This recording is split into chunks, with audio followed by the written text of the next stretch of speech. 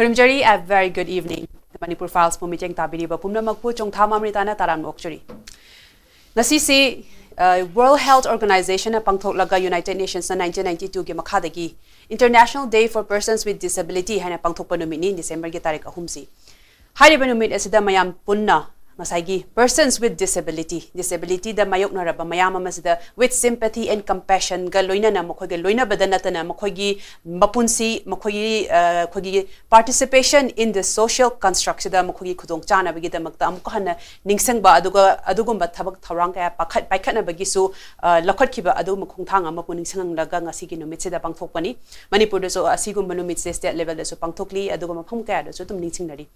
persons with disability se khoina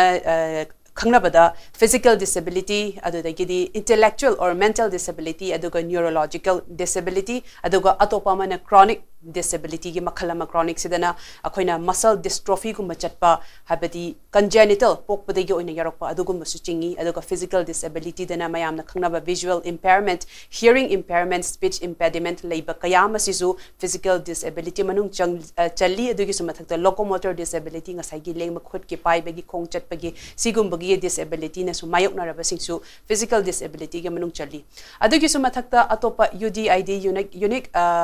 UDID gi makhada khogi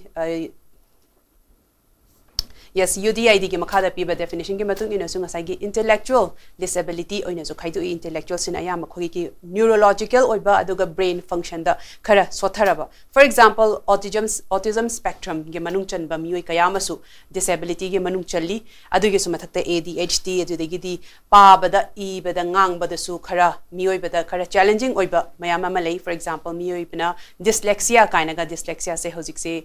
yamna important oiba subject amoina su thorak nari mara ayambana masigi se minga ma natraga wahi ama haiba matam da khogi brain da wahi khare chi thabagumba adumaina toba sigumba se neurological impediment tagi thorakpa adugumba masu oi next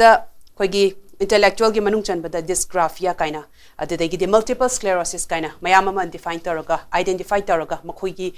loina makpu identify taraga piraga makhoi singse disabled group ta chan halaga persons with disability gi aduga rights of persons with disability act 2016 gi makhada so makhoi se masak se define taraga phazana identify taraga laibani haireba numit asida ayambana khoina ngasi gi khochari ba hiram masigi maramdi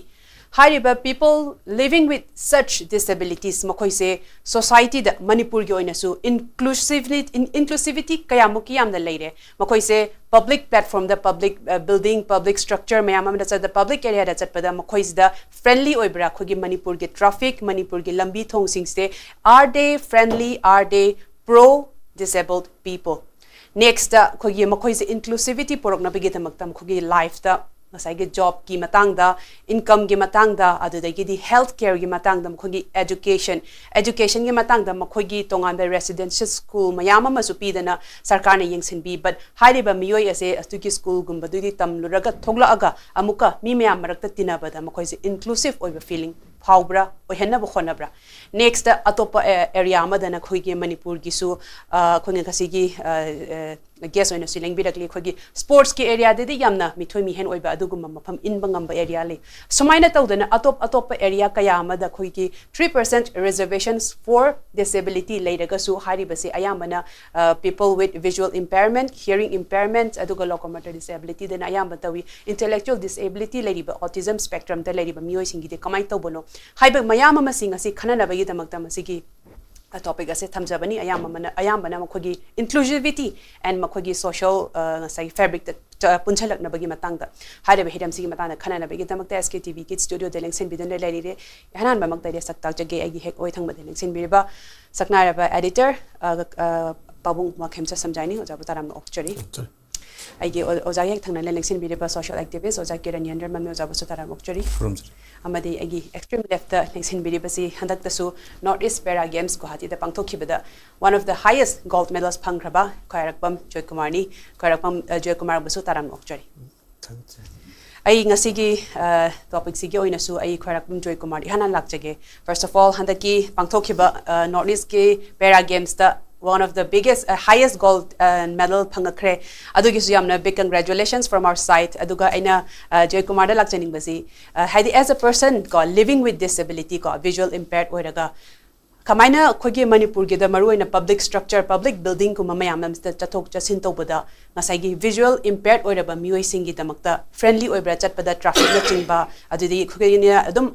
mapan lam dusudum unaba je lambi chatpada ngasai gi dotted line na khai ga dabani chatka dabani kaina ga haiba adigi sigumba gi nomagi changba jangdraba yadraba daily life da kari kari challenges thengnei adugo karam ba area da na yamna nungai ba fawi habagi charakpa sagi experience amtang thambiyo ahan bamaktada aigi mangda lemsin biba aigi laigum laba ozani bu kono na khurumjari amadi aigi garwani leibiri bai che busu ni kai khumna bu chari kono jari amadi ngasi SKTV gi discussion bu yengbiri ba adagi mayam punamak poine kai khumna bu galoina na ikokno na khurumjari akhoi person with visually impairment gi oina isena hangbi gi wahang du gi matung in haitar in lots of barriers mayamama lay in our society in Manipur da haitare akhoi aduk chawkraba Manipur University haina sida layba building structure magi infrastructure accessibility je aduki matik yauna sothaye okay khoina atopa state ta chatluba adagi atopa infrastructure yenguba matamda yam thina different oiba mayam ama ujai atuga likewise banking da koina as a person PWD person with differently able person amana bank ta changma matamda bank staff tuna moigi inspectors ta do leita taragadi as a staff amana kummaga moibu fazana well treatment toba with the withdrawal process lakra deposit lakra fazana socialize tobiraga adugumbagi facility mayam ama se khoigi according to the RPWD Act 2016 gi matung ina India gi constitution na mayam ma piri asigumba piri ba mayam se khoi ngasi Manipur sida kayamuk yamna enforce tawrage haita gadi adum yamna atopa ga yengna ba matamda aduki matik sotharaga leiri haita okay aduga aina kari karamba bakhal mafamda yamna thengnei masigumba se habati karamba north east ki mafam jaga da so haibiyo karamba nana karamba chapam gi paibam railing na chingba ramp na chingba dugum oigadora kamai sigumba jida khoi gi mayamna sum haibada koina differently able person khaktagi wangang na teba khoi gi pregnancy adi mirol laba nupi amana bus ta tongba natragana mana chathok chasinda building adagi akhoi all age haitare ado all age akhoi ahal oiraba singna sector ado sabbanaba miyeng amada ngakta loina akhoi inclusive sida akhoi chalije differently able person khakta nateba leiriba akhoi all age akhoi ahal oiraba adagi akhoi pregnancy miron bi nupi sing sigi accessible oiba mayam ama office ta thamgadaba adugumba mayam suko same wise differently able ga su cha mane akhoi chachabada Guwahati Assam adom moigi facility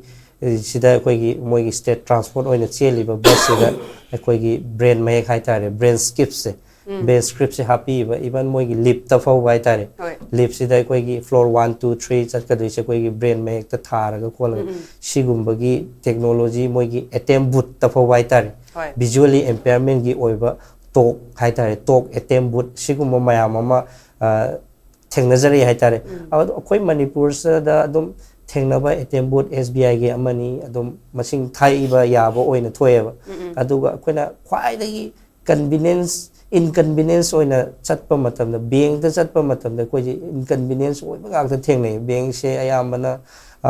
gaidi yamna khudong sadaba mafamda leiba magi building structure aduga kafam khopam hek natai sadaba khotaba sigumbagi mayam ama thengnaba adagi akoigi bank manager oi singduda akoigi visually impaired natar any disabilities lakwa matamda adugumbagi highly awareness se oiba watpi bai tare even akoigi BI visually impaired person oiraba singna ATM pai ba yade ka haibase adum akoida dum haibi bai tare hai yade hairi se lo nadi yade haibadi nataba moina sum khangba watpadu na maram moiraga aware oiba mayam ama leibasina maram moiraga sigumba controversy je am thoye Manipur da ade even akhoi transportation da lakpa matamda visually impaired person natragana any locomotory disabled person amana road crossing to matamda bahagna pairi ba identification oiba yaba mahaki chahu haitare white cane is the symbol of the blind hainare wheelchair natraga any lako matamda moi self respect tawraga akhoi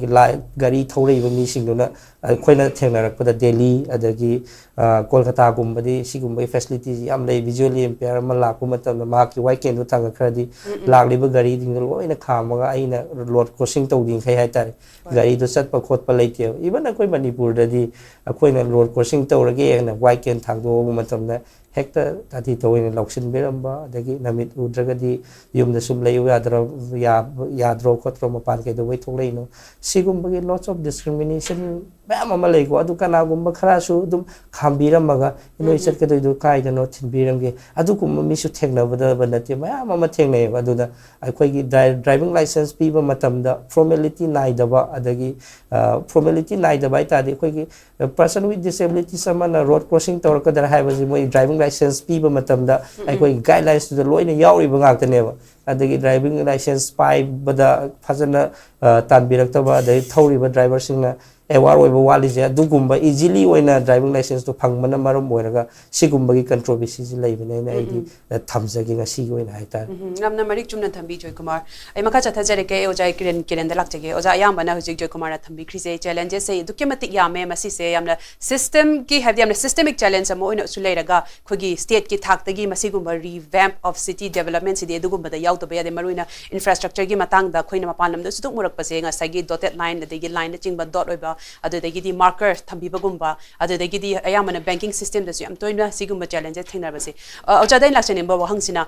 kamaina taroka khogi city redevelopment se kamaina taroka ngasai gi lambi thong gi chatpham infrastructure se kamaina taroka khogi hujik state ki thakdagi pokhalaga kari policy na hana dagi di mamang da sum leikramni masi je pangthokpadi eu de maram de smart city gi scheme gi makhala su masi gi se am phajana di macha khane leibani bar huji bahobada khogi smart city gi laira dana si gi mamang dagi leikriba policy implementation se udaba aduna sigumba na sum thinda batare de hoji 2025 euro asi phawbada visually impaired khatana tana hearing impairment bhawa adudagi atopa mayam am locomotor disability sing de adoke mate khudong cha da bina makoi se ngasai ge society da tholok pa se sum tan khraga adum yum dagi hendokta bagi fibam da sum la ki bai taro ja aduna masi ge challenge se ko state ke level da kamaina yengani kari policy pakhat kani habidini masi policy pakhat tabina tana masi de Indian ki constitution aduga magi disability act 2016 ano quite latest ai tariko se is the mayam am yaw sing implement taw ngam dabani aduga se dadi adum phajana taraga lei hai tare koina person with disability ga ga loina generation nearly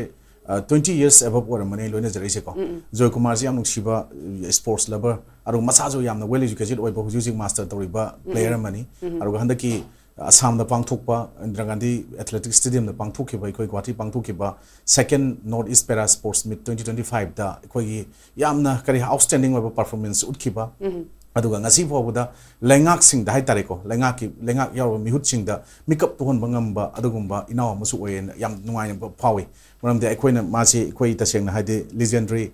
para athlete ana akoina ikoi para committee of Manipur gi president amde koina smai tha magi koina press ta piba statement sing da maina magi title ji piraga to e kaigno dai koi gi hana gi former CM N Biren na magi Facebook ta koina magi ahamba account si shortput ta hang ba ho matam da hai tare mangonda adu gi kano troga thagat pirakpa then ani shubuda koi gi Joykumar na ani shuba goal or matung ahum shuba goal attempt torposida ma ahamba da mai thi bani haidi disqualified oi bani man language magi equipment su da by spike yaw da ni na mai khong se ko mayam langnar ko matam da mana laur kan da langi ba pot amakak hai tare kari gumba ina sidais da handak goal lobu ngamdrdi punsi ge na pera athlete oi roi kan law ge bse kari gino hai kan da nga sagi CM na magi Facebook page Twitter kai ga happy rak pudu da mangon yam nungai ba puning thogobam po phau ge budu da ad maina law ki bne mana pi statement sing da mai thenai yam nungai adubu sumba mayam sing se koina hygienic edi elected sing ge role responsibility am sawi adu disability inclusion in Manipur khanar ta gadi Manipur gandi inclusion ji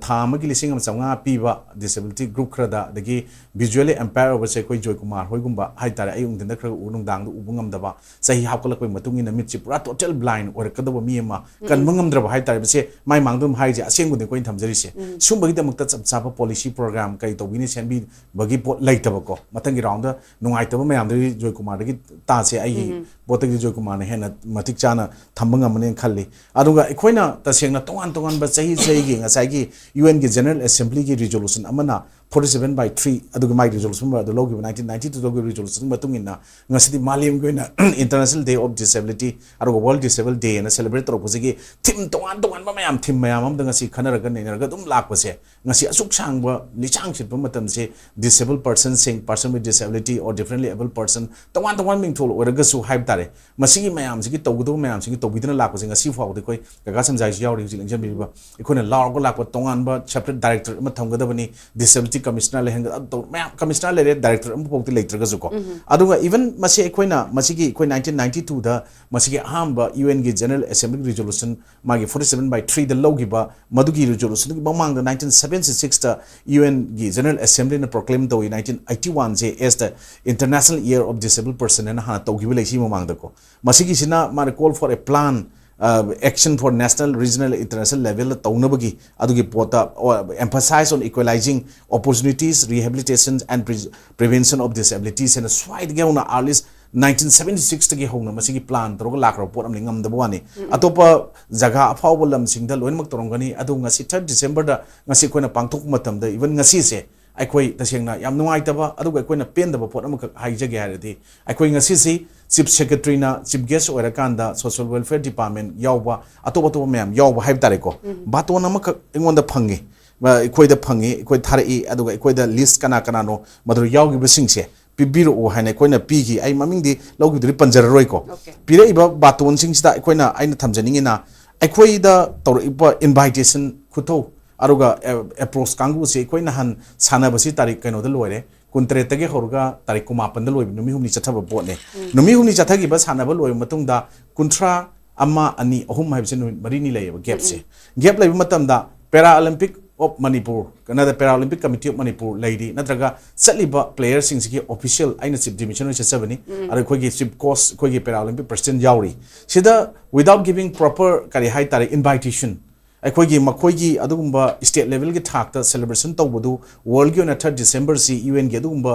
directives samagi matungina sanagi matungina 1992 gi la ena celebration si tawbu matamda aikogi Manipur da lariba para players sing para athletes sing kya laige makoi sing ji ikai khumna utkani haiba pot thorum ma yawe sigi posida akoi sumaina magi program da sumaini yawe felicitation of military sports person haina ko si yawe yawde haiba na deba tawbi budugi nungai adubu aikoina kari manungi chatte haimatamda government of Manipur department of social welfare na masigi thokpa baton sida international day of person with disabilities ki under the theme fostering disability inclusive societies for advancing social progress and handaki aikogi kainogi 2025 ki theme more bisi matungina sinba matamda aikogi Dr. Punit Kumar aikogi goel IS chief secretary government Manipur yawi Robert Singh Khetrimum IS social welfare ki secretary yaure aruga Sri Waikom Bihari Singh commissioner for person with disability Manipur amadi ana arambam IS director social welfare yaweba si yawo function namada ekoi nan second pera kangu sing sigi pot sida ekoi nuai tadana participate tawdoi maram dine thamjering asigi inclusion gi masang se toina lagi soidana ba natraga phajana ba pot tawrga chatpuduna di oiroi haibani ga ina haijani se ana barricade officers sing aruga lengak te yaw sing husi president rules leise lengak leite rules ana chalai bani constitution gi makha level rule ta aduda ekoina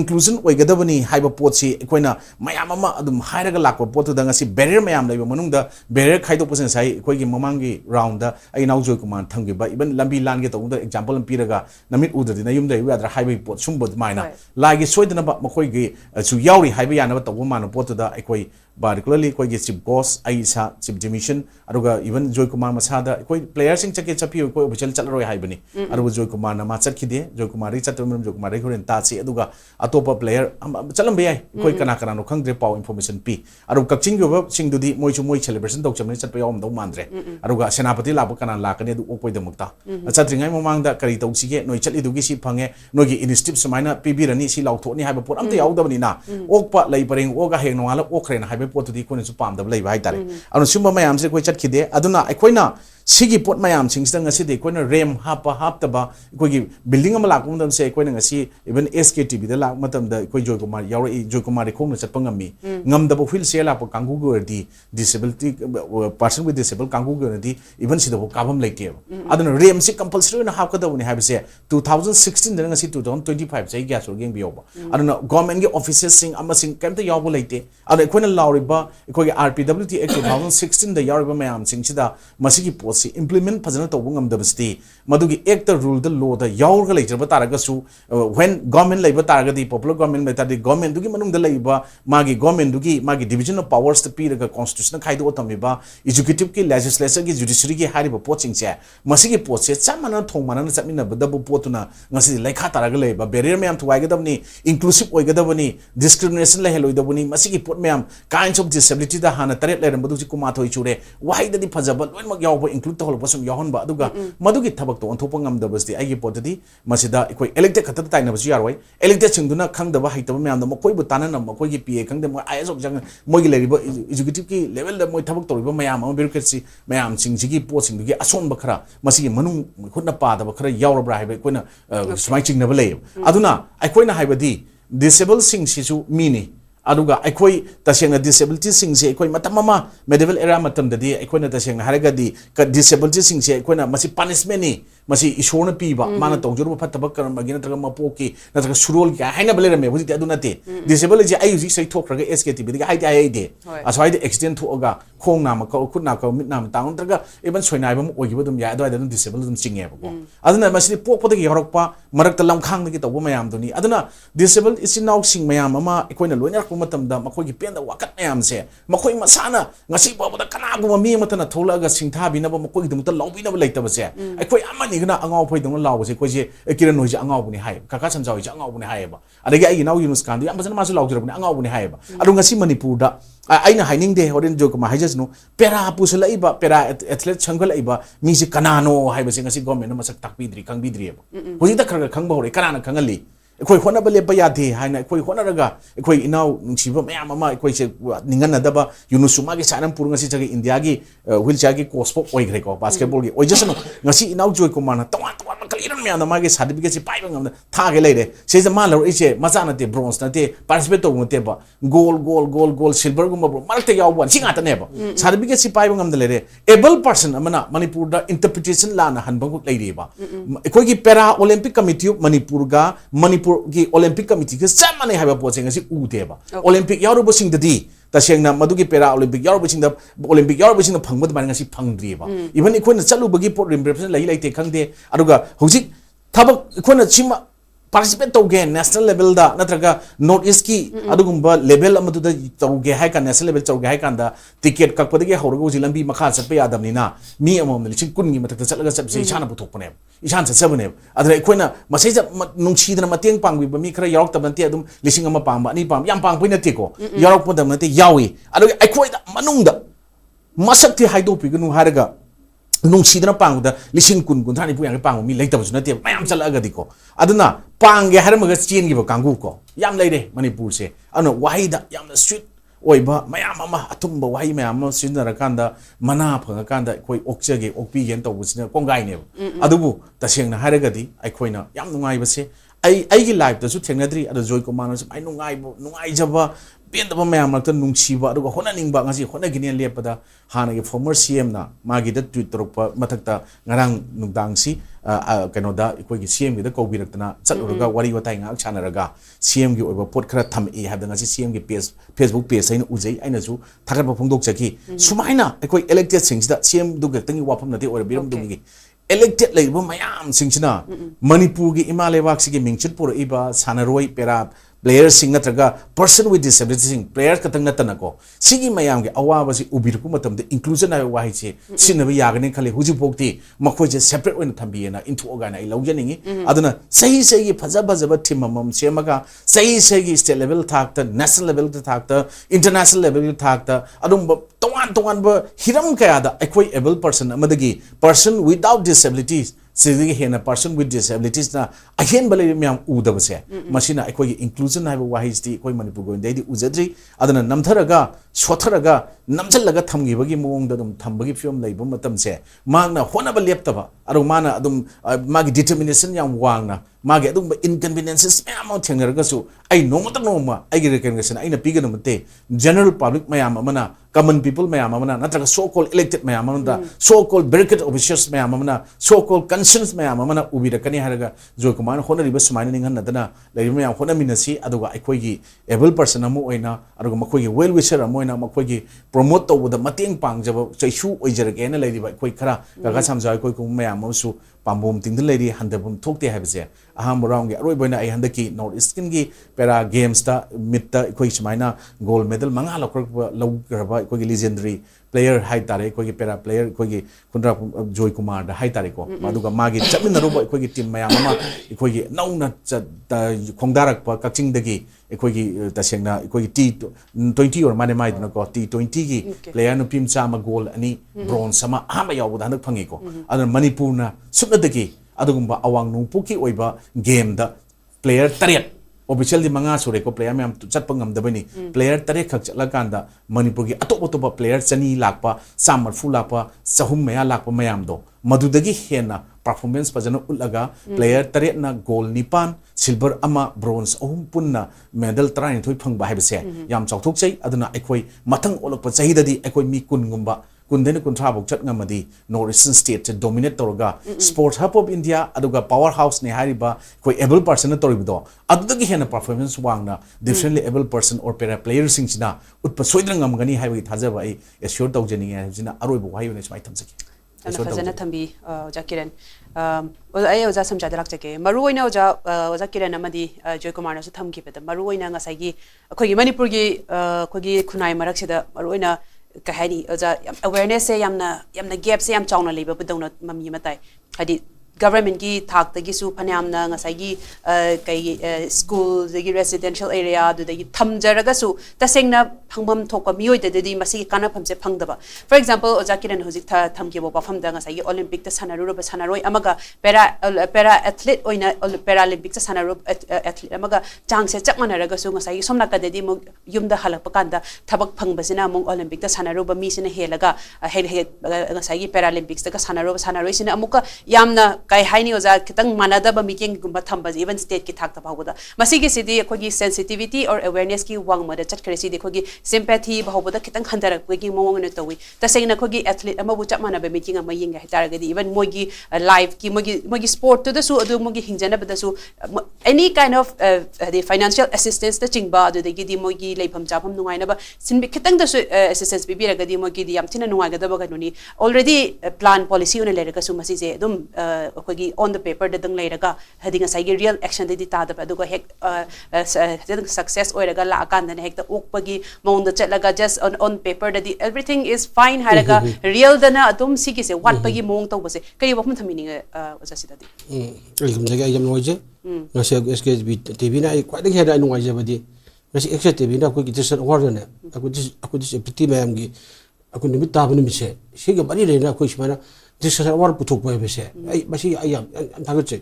other ngasi Serug आबिरबा कोई panel सिलै बिरबा आइगे कोई जा कोई doctor किरण लैरा आई जा जोकुमार लैरा नबोनसु फजन फुंदोक पिखरे अदब आइना थमजनिंगवा वाफम दि करिनो हाइबदो हुजिकसे कोई disability कोई person सिंग दै बिजिंगसे मसी गी कोई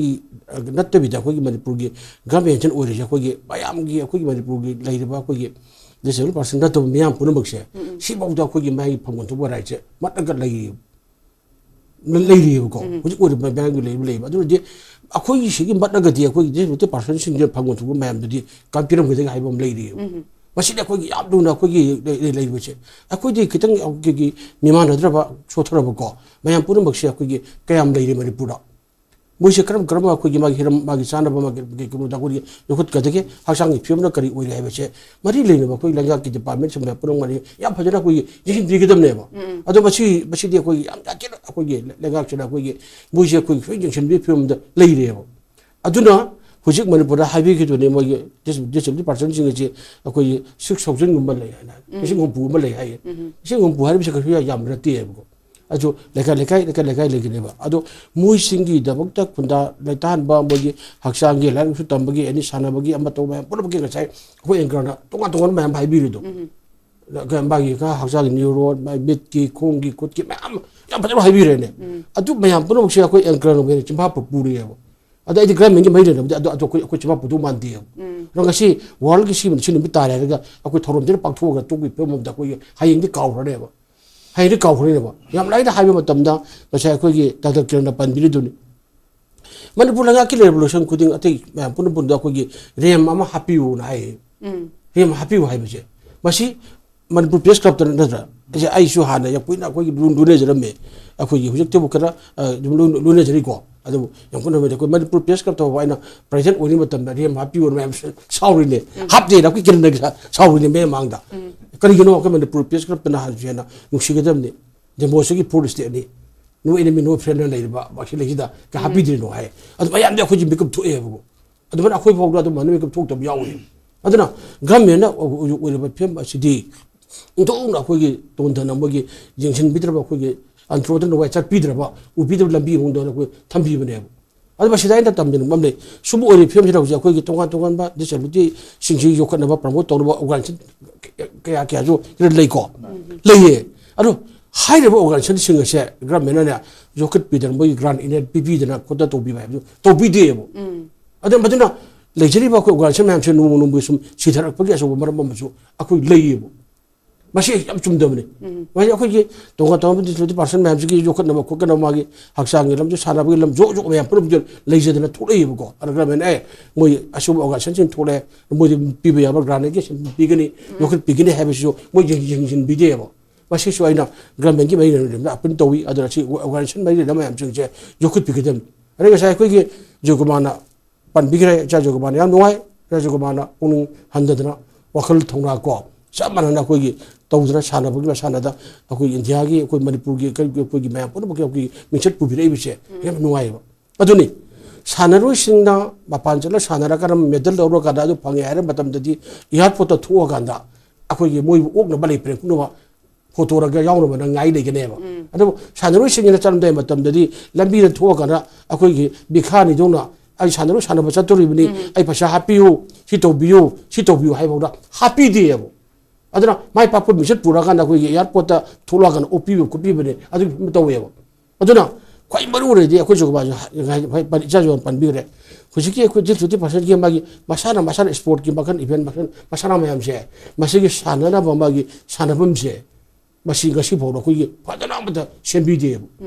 mo gi sana gi ne ma ye ko ni char gi le ne ko adu gi bol adu gi ore ga jo e mo gi ni he mo shen bi de ko de ha ba ga se bo ga to pa ase shen bi de ba masina sana ru sing gi da gi puri so da li physically ka gi mo ma pun mak to loin mak se ko gi de kha ta ni phom mo le ye ba adu na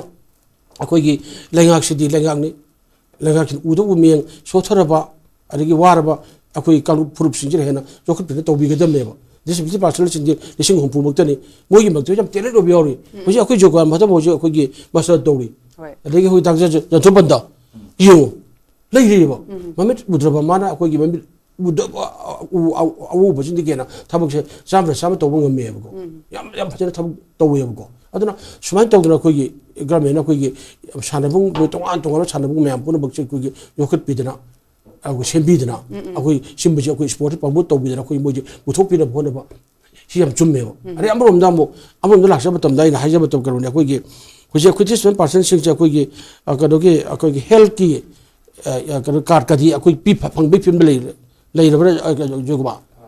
a phange ko a health ki card ki phang ba le ra ga insurance ki thabak ti phang de ba aw ihe suri ke sabak je masi akoi na kwai maru iba je akoi ge masi akoi ga me na pbd healthcare gi matang amoyam je ache pikraba akoi ge mi sing ni fu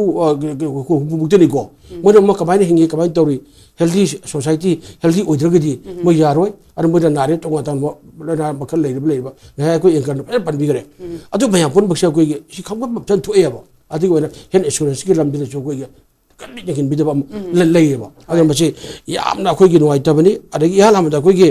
लेरंबसे कोई सुमाय तौद्र मोगी फंगम थोको बगे right ma'am से फंगन बिउ हाइजना 2017 दिगी ने अखो बो याउन तरोगरा मरी लेना बखोगे लेगा के मिनिस्टर कुरु जाको मेमोरेंडम से सबमिट तवे मेमोरेंडम से हांगतो पाबी पाबी जरा गसे पिक मेमोरेंडम मैम दो करीब कोई काना बपा फंगदे ओके अदुना डिसेबिलिटी पाचन मैम सिंगसिना कोई वखन नुवाइतम पोए ओ लेगागना अरग मनिपुर मैम पुनबखिना कोई बो यंगबिद्रबा हाय किरन हाय तापी के बागिलो अखोई के कदोगी अंगोबा अखोई की स्टिक को व्हाइट स्टिक गमा पाइरे अरु पाइरे कर माना मियाम चिनबदुगी माना सुरक्षिला थोके हे मतमदा लेबिरी मैम पुनबक ए मासी मिट उदबनी सि तौदबनी अदर मागी साइन लोई खंगे को अदना अखोइना माबो सेम्बिरगा अखोई सेवियर प्रोटेक्टर को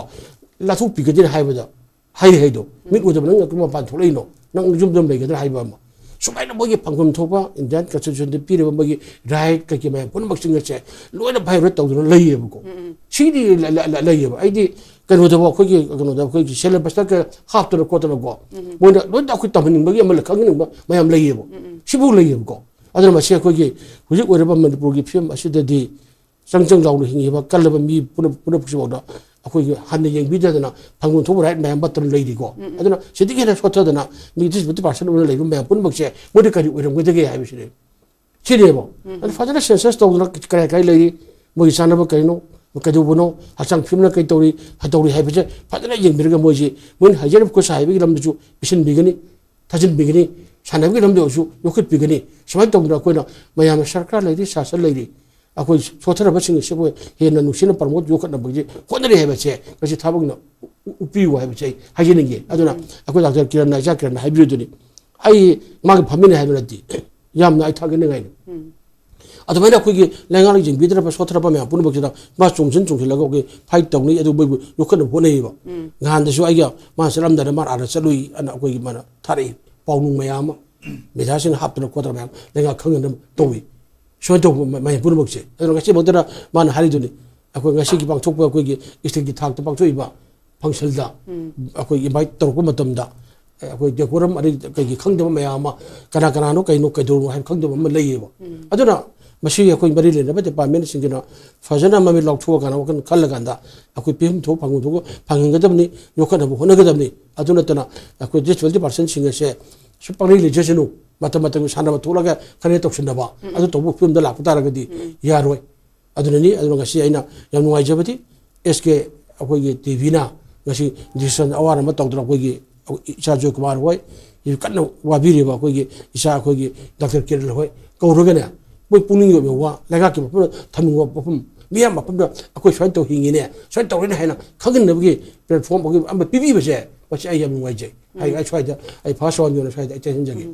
नुवाइजे आई जोयकुमार को खाते हजरके जोयकुमार नसुंग साइगी पनबिखिबा गसिकी डेकोरम की अदगी इनविटेशन पिरक पुगे मतंग पनबिरसु यागने अदुगा यामन जोयकुमार द लाकनिंग बसे हाबदि जोयकुमार गुंबा अदगी अतै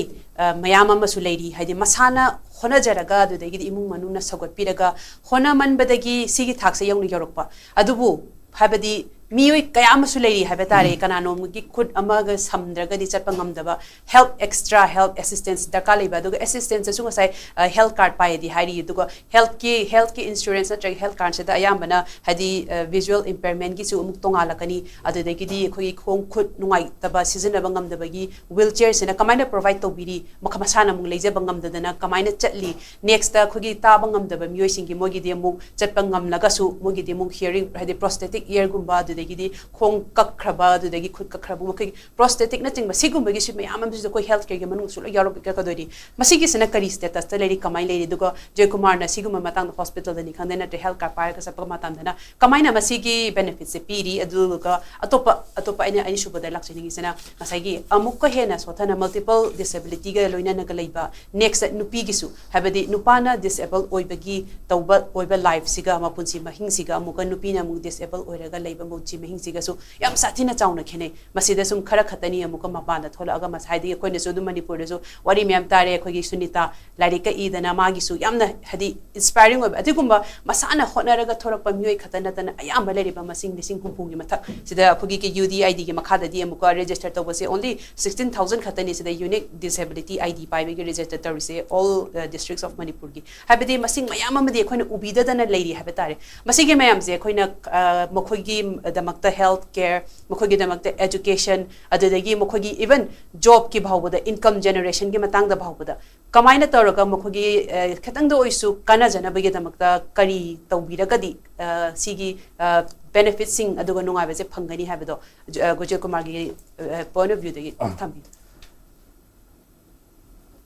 ai gi onadi yam nuai jai khoi sigi matang dadi khoi social welfare department da ko department na initiative achauba ma lobi bo khoi healthcare gumba magi each and apply distribution of each and apply site are khoi gi hearing aid kina adagi blind oiga locomotive wheelchair gumba matam matam gi duty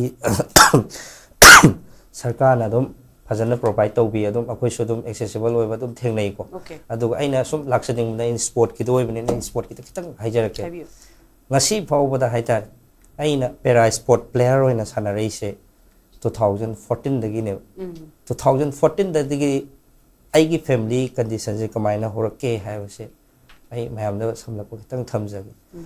ai imung da mi manga leijai aigi ima baba aigi yamba ani amaga akhoi imung da mioi manga leiba manung sida mioi ahum amadi differently able person aigi ima totally blind aigi ima se ubagi shakti adum pirak trabai ta pokpadaki aduga aigi yamba kharakpam budi nandasi he was always support for me haita ai mana matabna mutai support to bi ko aigi yamba sisu ubagi pangan walo mioi aduga even ai samak aduga aigi yamba kharakpam Samuel Singh madi able person every family gi maintenance yamba yamba sinadum aigi like wa pakot mayam to bi haita adu yamna kaino tawbo mana aigi baba su all mel oisile matam amada na aigi baba se amna ngaukshin na ba haitare koina kaino oiringai matam da haitare adu phawda ngasi phawda ina honare be struggle mayam ama tawri ba sanabada participate tawri riba aina paijari ba certificate mayam se ai national da gold medal 10 lawjare bronze medal 3 lawjare silver medal 3 lawjare hairiba lawriba medal mayam ama purei ba aina imalai ba ki tamakta participate tawruba matam satluba matam da kana gumba natra government gi site gi sar na su site thambi kre ai khoina chatpa sanaba participate tawba chatpa matamda every it's an expensive for myself also sir also for some help for me haitare adum khara mateng pangnaraga dumai tawraga survive tawraga lakpane even handaki pera si pawba ai sanaba se mathakta chatpa gi upai leitana ai se chatnaba gi ai gi brother sing so haiba se family na su sanang chanaraga paisa ta mayam tinga toy now handaki di nang kaino tawge su tawro haina hairakpa family dai su kitang support lakpa je kitang wa haitare maram di sana bagi chinjak tu thiri ngai da maram di aigi somdagi thana badu laita bana maram moiraga I participate tawbu je phangoi dai kitang ngai handaki se aigi leijaram ba sana ba dok thamjaraga even makha da chatke ai muslim gi adum direct adum hai ai discussion muslim gi adar pairaga ai makha da soidana chatkani haire adagi dangle su jo young tamme laikai ki mina nang munadi khallo laikai ki mi adi laikai amadi club lady organization ma'am any haitare ko sijing jina ka su aingon da support to birak pakra adum yaw su yawi adum yaw mathang handak ki jida oina di laiki deba anda sarna so koi gi handak ki jidi JOYKUMAR koi da su sen thungi khudong sa da mara moira nang lakpadi la o nang kaino tawraga by means tawra participation to winner si haire si haire ko matam sida ai gi thamoi da adi matam do da ai sen chongba da de haijaba yaba mafam thi ai haijaba yaba haijagi ko ai even khong pai de ta mangai re aina handak ki sport participate to phangjaba je ko mi du gi manak ta chalaga aina khong pai de du mangai re ado kasu hapirakpa amani masing thaw da mari mok haitare ko lupa sama pangbirakpa sani pangbirakpa moi gi mateng du su yam lai ngon contribution oi ko asumaina tawrakpa khona jarakpa mayam se kana gumba matana ai ngon da highly respectable oina reward natra kai gumba phangba leitri bai gi punsida adu aina handak Norris Pera Sports sanaba chatluba matamda aina Manipuri gi oina short put throw na moi hana opening taweba opening sida ai gi short put throw sida koi gi aina goal hana na logo matamda former koi gi chief minister oibiramba ong biren masamak ki Facebook page ta si khwarakpam JOYKUMAR Singh na koi gi para athlete player sing gi oiba goal ama logo phangre na bhaki page थागलपसे नोंगालगा ओजासिंग ना इङोना तंबिरकदा time मतमदुदा थमोइसे हराउजबा हाइतार फॉर्मर चीफ मिनिस्टर ओइबिरम महाकी अफब मयाम मा कोइसु मास्टर तमिबन न्यूज त केदा मयाम ताई अखोय माना बॉर्डर फेंसिंग तौबिरंबा इलिमेगेन इमिग्रेंट्स खंदोकनबा होनरंबा अदगी अखोयगी सीएमएसटी से माना इमिग्रेंट तौबिरंबा हाइतार अखोय सीएमएसटी जे अदुकी मतिक डिफरेंटली एबल पर्सन खुदिमक लोइना कानै सिदी लोइ कानै को इवन अखोय सीएमएसटी जे करम कान संगकने खौरांग नगाइजब मयाम सुलैयो इवन हाना पिरामिजे अखोयगी Indira Gandhi disability pension scheme माइना पिरामिजे ओनली थामदा लुपा 400 खक्तनेबा पिरामिजे हाइरिबा बीजेपी गवर्नमेंट लाकपदगी सेम फॉर्मर सेम ओबिरम पबु बेन मसामंगना सीएमएसटी लॉन्च तौबिरंबदगी डिफरेंटली एबल पर्सन ओइरबा सिंगसिदा चीफ मिनिस्टर की सोथरबा सिंग तेंबांगजे 1500 ने पीरिसे था खुदिंग सि याम थिना कानाबा याम थिना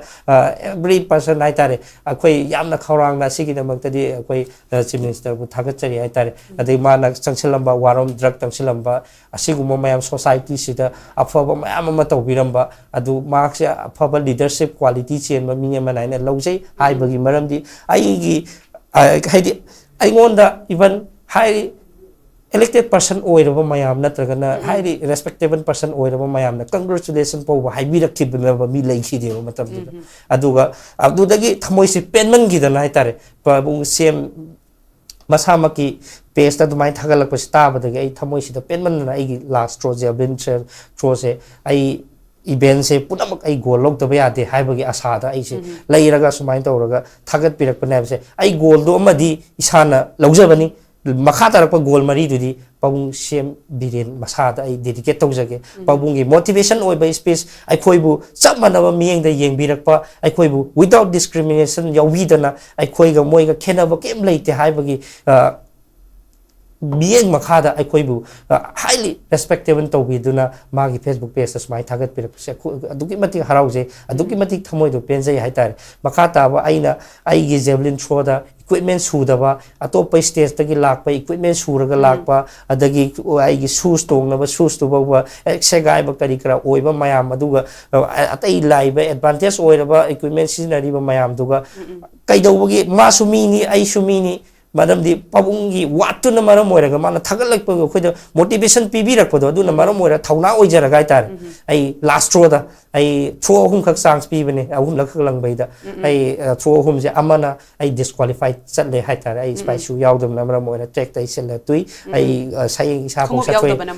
khungup ti yawi khungup yawraga so khoi spy na javelin throw lang ma matam da khoi season na ba equipment dum khra lai ri ko adu gumba gi equipment do lai ta na maram moira gai disqualified actually ani suba throw da standing da dum lang ai by force da point long na vai na atopa ai ga lang minari ba anwachan tripura atopa station la highly ai ngon da yam tin hel la mark to lai gra bane adagi ai isa bu singna jaba maga loina na paung se masana phoba ai khoi gi damak ta facebook page ta smai thagat piraga makhata ba event sing sida ai goal lo ba ngam da tar ga di ai punsi gi oina prize for players ai sana ba ngam moi hairaga ai isa singna ba maga loina na ai aroi bai throw du lang mane langma matam da ai khoi moi mayam dei hendana hairi bi na du so ai goal lo jarabi makhata ba goal mari du mari ai khoi gi paung sem masana ai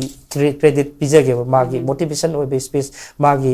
khoi bu mana thogat pi ba mayam du nai sumaina tawi rakpa da even ai na thogla ba matung da ai oja sing da ai former cm na tana top reception program ai sacha roi ge oja mana tana ai motivation taw pa ai gi punsi da sumaina tawi rakpa mana paisa nuksa sen thungi mateng pang da tar ga su wai tang wai tra da su mayam da khangan bi ba se mana ne aduna ai maga hana una da ai top reception na tra felicitation ja yaw roi hai bani yam nungai jai ngarang da ma ki Kevin da kauraga isa nana sai adu yam phajana dum akhoi bu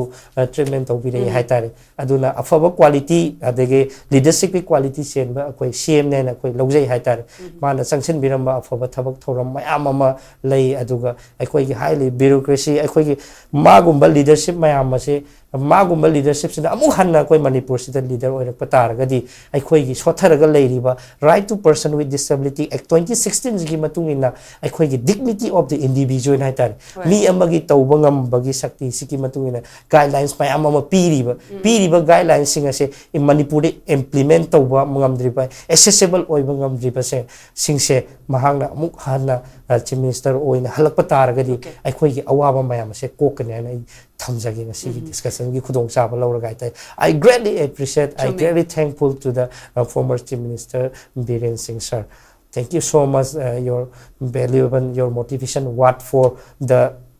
para athlete player haitare matungda lakadurba player athlete player sing da su mahak number more thona achuma ma pb ba akhoi gi right to person with disability act 2016 gi matung in haitare aduge dignity of individual sing sina tawriba magi field haitare education da like sports da like art and culture da mana tawriba mayam dugi matung ina reward pi gadabani kano tawgadabani na asi aina haiba nate ko aina pi haina sarkar da takba nate ko aina adu taw haiba nate india gi constitution la dum pizaraga leiraba pone pizaraga leiriba process da implement tawdaba tawbangam drise kari maram gi noite bureaucrat mayam mana moi khuju muju toksen mayam ama leiram baduna khangdaba mayam ama kano tawbaduna maram oraga tawbangam daba oiramba yai haina so koi expect tawje haitare koi same halakpa targadi amuhana halakpa targadi koi sotharaga leiriba disabled person sing sigi oiba koi gi phangpham thokpa hak mayam phangdena leirise amuhana mana same oina lakpa targadi phangmangam gani haibi asa se thamjaga ai second round ni se lotion jagi thank you so much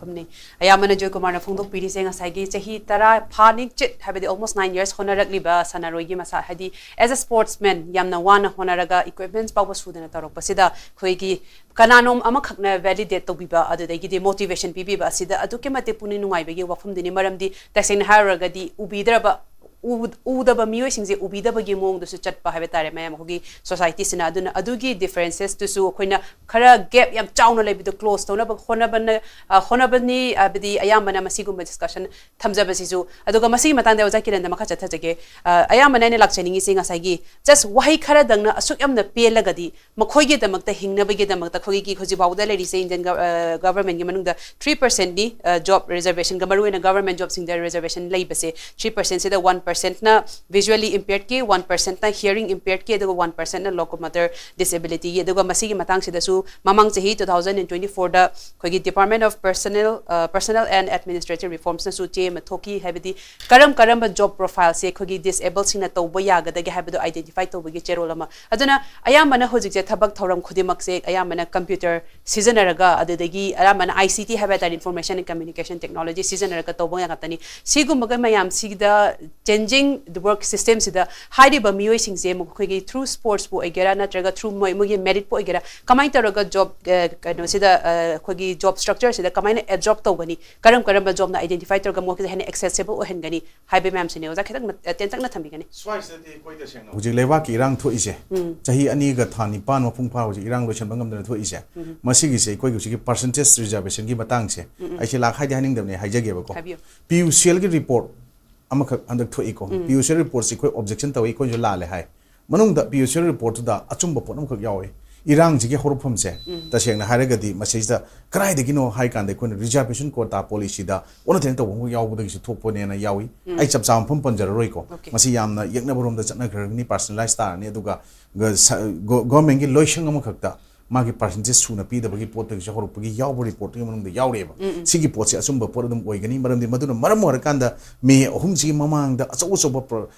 relay mayam protest mayam to bagi pot madu sab sana palleba adu bitar gadi huji person with disabilities sing gi magi inclusion na ta barrier le mayam thugai ga dam ni nam khai ga dam ni si to ga dam ni chamana ba mieng yeng ga da ni barrier free campaign mayam zatha dan to report si ngasai Joykumar na haiba sing da ne hauji aikoina ta sengna aikoina ngasi fawda person with disabilities ki kari tawkre kana ki kari tawi haibase aikoina Joykumar da su aikoina tawba natraga xy da coin taw pot puthopa yaroi haina mokoi da parama tambi kari gino hai kanda aikoina makoi gi dam thabuk taw se aina magi tawi gre mana lawna taw na nate but this time aini am no ai jabase ai ka samjai ju yauri kaka je koi ngasi nang loina rakuna te jai kungu thalona re koi bu takpi dan tambi dana ai ju press lejerami ko hana ko mate krai ai freelancer na pau go khom na satna yam pamja mai lejerami kaka gi weda press na ka samthong leiringai da wili journal am da yaw lejerami ba ko adu macham da handakti koi na khalle ai koi na tawjerbe pot sing je expose tawdragadi khangbi na pot leiroi Joykumar nang lao nangwon da ai koi na hope tawi nangwon da goal ani silver ama goal ahumaki hairoi sibok di hope taruga thame si aseng wafam ni ko ko phone da sana ba ten bukali ni telephone da sana ba pon ni aduna ko gi president ga igana hayo adu Joykumar bai ko bike crook nang lao return gi by hook or by crook sin si nang lak tang la o hana lahan ki ba JOYKUMAR se then maru mapang pangbirong mayam aina tawni hajaroi lupa lising mapang birapa ani pang birapa kara ai account thabirak pa yawi ado ekhoi tarokanda JOYKUMAR na hanjan jage na pecha chi hai ko ado ekhona ngai kho na harga ekhona imanaw sing duna thabirak khieba ado atai mayam makha cha pe aba kor mayam di kakpi ningi ekhoi senapati de angang kari mai ming nakhamo ko bom yawi adagi ekhoi yaripok orangani bahudin ji ko yaripok tagi ujiki defending champion mamangi the 400 kanogi meter 200 meter gi defending champion goal lor hana chulori ba baudin moi makhala yam ngai te ko ada ai ngam de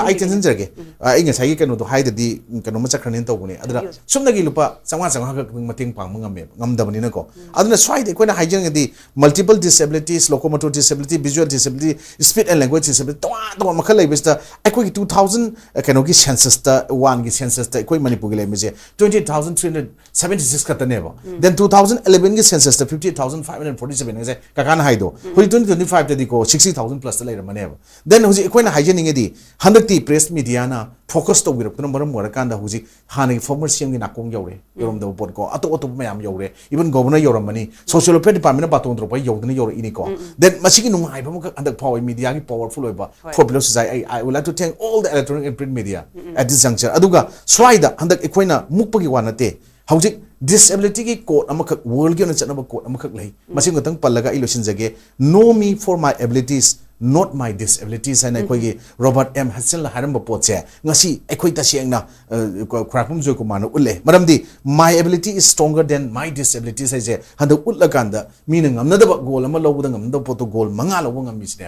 sigi posini ado atotok mayam juni ado chaminaba participate to mayam sing je samna dal ilobu gatani ko loinmak lobu ya tare to tare mak loinmak phang medal phang ba da mi manga na phang pone handak se ko ani kak miss oi ori bursu yamna andare soiba angam oiba chen made inthu biramba lamje logje ga dogse ko but koi handakti complain amata togum ji organization da maramdi अखोई की organiser की president ओरिबा Rini की भूमि बुए कनो से शर्मा से सीगी जी कोई honourable CM Assam की मागी लोइना बिनी माना ऑर्गेनाइजिंग प्रेसिडेंट यामना फदन काइम द वाटना सिनबीबा देन ऑर्गेनाइजिंग सेक्रेटरी राजीव दे माना तोरिबा मयाम से उ मतमदा मीना सु वाना नॉर्थ ईस्टर्न की ओइबा स्टेट निपान जी की हाइब तारिको सिक्किम यारोगा सिदे सिगी प्लेयर मयाम प्लेयर साथे अमुक्सी एकोई सुमाइना सिगी दमुक्ता असु यामा पैसा पुथो ऑर्गेनाइज तबदा काइसु नतबा मैटर मसा मद मखोय हेडेक पी बहुन दे एकोई मखोय फुल कोऑपरेशन तौसी JOYKUMAR अवाम मयाम खांगसी नुंगाय मयाम सु लाकनी हना तोरगा ngasi hotnabada hana ki recognition mayam ga phangam pot phangpa lako poche sida aina last na appeal tawning base inclusion haiba wahi se then barrier free oiba campaign एकोई अमगा मानना येंगबा पोट हाइबदो चमिनसे हाइबा तारगदि एकोई तसेंगना हौजिक डिसेबिलिटी ओरबा पर्सन विथ डिसेबिलिटी सिंगना उनजगी हाइना ब्यूरोक्रेट ऑफिसर सिंग एमएलए सिंग थोंग थिंफम थोकरा नत्रगना मखोइना उनगेना लागा थिरगा मखोइबु थेंगनरगा उनबिरगा वा तानाबम थोकरा हाइबा वाहंगसे to each and every concern hanga kanda ngasi koina yawgdabadu pot warobo thambiganu officially koina yahondaba nate but players makoi ngasai JOYKUMAR clarification pijari jini JOYKUMAR ga yekna bani ana khallaga makoi na mungnar ta JOYKUMAR mungna banga moi chana bai lamda natraga magi power jamaram di know my for my abilities not my disabilities na harma pot then my abilities is stronger than my disabilities I wakal do JOYKUMAR gi thamoi do wakal da putting the with full determination yaroga lei aduna katokran to banga ha ki che da phajam media phajam pot to biganu aduna disability gi chai gi international day of disability tha December लिबा पोसे वाहन थोकलेन जे हारगदी common people without disabilities कोई person मयाम से must Young मियेंग चपमनना Young ब thumb होबियो हाइना अनगे चाहिदगे आई चमाइ तमजे फजब message नि औजा मतम सु याम तेछलकले औजा समझाई तो लोशलक पदो जागी क्लोजिंग रिमार्क हारिबो बफम सिदम दंग सप्लीमेंट और औजा कनोले मतम सु याम लेत्रे को याम फा अखोइ ngasi अखोइ की पिनर अखोइ की अनि पुदुक पिरिसे को जोगो मा सामंग जावन मागी थेंगिर अवा मा पुदुक पिरिसे याम फै मतम जाय मस कनागी मबांगदनो लेगागी को पब्लिक डोमेन लेगा मबांगदने अदुन मसिना मसि कुन तासिन बिरगर मोइना हारिबो खोरि मा पुरम बचुम मा पुरम बचे थबु उन ओथोक पिरम होना बिउ अदु अखोइ होजिगी सोथर बचे होने जोखटपा